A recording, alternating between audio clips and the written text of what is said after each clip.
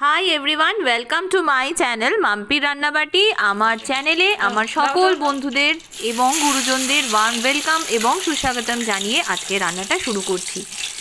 এখানে আমি দেখাবো আজকের জন্য যে রেসিপিটা, সেটা হচ্ছে গ্রীষ্মকাল তো অলরেডি পড়েই গেছে, তবে গরমকালে অল্প মশলা এবং অল্প কিছু উপকরণের মাধ্যমে এই চারাপোনা মাছের একটা দুর্দান্ত রেসিপি। প্রথমে চারাপোনা মাছগুলো ভালো করে ধুয়ে নিয়েছি, নুন হলুদ দিয়ে ভেজে নেব সর্ষের তেলে। এরপরে একটা মশলা বানাচ্ছি।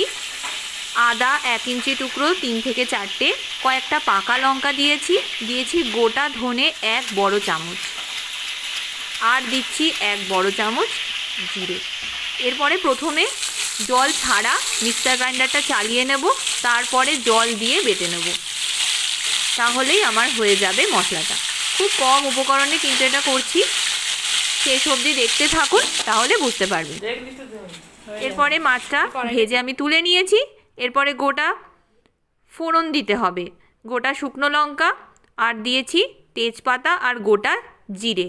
ভালো করে ফোড়নের গন্ধ বের হতে শুরু করলে এর মধ্যে দিয়ে দিয়েছি লম্বা করে কেটে রাখা আলু আর পটল। অবশ্যই কিন্তু সর্ষের তেলে করবেন, সর্ষের তেলে করলে এর স্বাদ এবং গন্ধ দুটোই বাড়বে। এরপরে দিয়ে দিচ্ছি ঢ্যাঁড়সগুলোর কিন্তু সামনের দিকটা এবং পেছনের দিকটা ভালো করে কেটে নিয়ে মাছ বরাবর একটু হাফ করে চিড়ে দেবেন, তাহলেই সুন্দরভাবে ঢ্যাঁড়সের ভেতরটা জুসি হবে, খেতে ভালো লাগবে, তাড়াতাড়ি সেদ্ধ হয়ে যাবে। আর তার সাথে দিয়ে দিয়েছি কয়েকটা ডাঁটা। তারপরে দিয়ে দিলাম 2টো টমেটো মিডিয়াম সাইজের আছে। সমস্ত উপকরণগুলো এবারে ভালো করে মিশিয়ে নিয়ে ভাজতে হবে। নুন আর হলুদটা অবশ্যই দেবেন, নুন হলুদ ছাড়া কিন্তু যে কোনো রান্নাই অসম্পূর্ণ। খুব কম উপকরণেই কিন্তু আজকে এই গ্রীষ্মকালে শরীর ঠান্ডা রাখার একটা দুর্দান্ত রেসিপি আপনাদের সাথে শেয়ার করছি। যারা ঝাল কম খান ঝাল কম দেবেন, কাঁচা লঙ্কার পরিমাণ কম ইউজ করবেন, আর তেলের পরিমাণ যদি মনে হয় আরও কম দিতে চান আরও কম দিতে পারেন। এরপরে মশলাটা ঢেলে নিয়ে ভালো করে কষাবো। যে কোনো রান্নার প্রধান কাজই হচ্ছে কষানো, যত বেশি কষাবেন তত সুন্দর কিন্তু রান্নার স্বাদ বাড়বে। আলুগুলো যেন কষাতে কষাতে একদম লাল হয়ে যায়, পটল বা ঢ্যাঁড়স প্রত্যেকটা উপকরণ যেন সুন্দরভাবে কষানো হয়ে যায়, তারপরেই জল দেবেন। আদারওয়াইজ কিন্তু জলটা খুব তাড়াতাড়ি দেবেন না। এরপরে মশলা ধোয়া জল দিয়ে সামান্য করে করে আমি কষিয়ে নিচ্ছি। যত বেশি কষাবো তত ভালো হবে, তাই বেশি করে মিডিয়াম ফ্লেমে আমি সমস্ত সবজিগুলো 2 থেকে 3 মিনিট মতো কষাচ্ছি।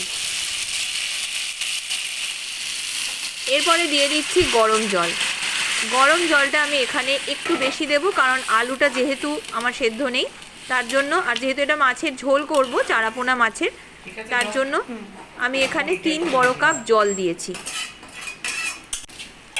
এরপরে ঢাকা দেব 10 মিনিটের জন্য, একদম স্লো ফ্লেম করে দেব। এরপরে একটা আলাদা কড়াই নিয়েছি, এর মধ্যে আমি বড়ি দিয়ে দিয়েছি। বড়িটা দিলে কি হবে, খুব সুন্দর খেতে হবে। বড়িটা প্রথমে আগে ভালো করে ভেজে নেবেন শুকনো খোলায়, তারপরে 1 থেকে 2 বড় চামচ সর্ষের তেল দিয়ে বড়িটা ভেজে নেবেন, একটু লাল করে ভেজে নেবেন, তারপরে ঝোলের মধ্যে দিয়ে দেবেন। দেখবেন খুব সুন্দর খেতে হবে। এই ঝোলটা কিন্তু গরমকালে একবার খাওয়ার চেষ্টা করুন, আর সপ্তাহে 2-3 বার এই চারাপোনা মাছ দিয়ে এই সুস্বাদু ঝোলটা একবার বাড়িতে বানান। সঙ্গে একটু লেবু রাখবেন, দেখবেন দারুণ খেতে লাগবে ভাতের সাথে। বেশি গরম পড়লে এই ধরনের রান্নাই বাড়িতে করার আমি চেষ্টা করি, তার জন্যে আপনাদের সাথে একটু শেয়ার করলাম। বড়িগুলো দিয়ে দিলাম, এরপরে ভেজে রাখা মাছটাও দিয়ে দিয়েছি। তারপরে 10 মিনিট মতো আমি একদম লো ফ্লেম করে দেব। এরপরে আমি কিন্তু রেস্টিং টাইমে দিয়েছিলাম 5 মিনিটের জন্য, তারপরে এক এক করে এটাকে সার্ভ করে নেব। আশা করি আজকের রেসিপিটা আপনাদের ভালো লেগেছে। ভালো লাগলে আমার চ্যানেলটা সাবস্ক্রাইব করতে ভুলবেন না।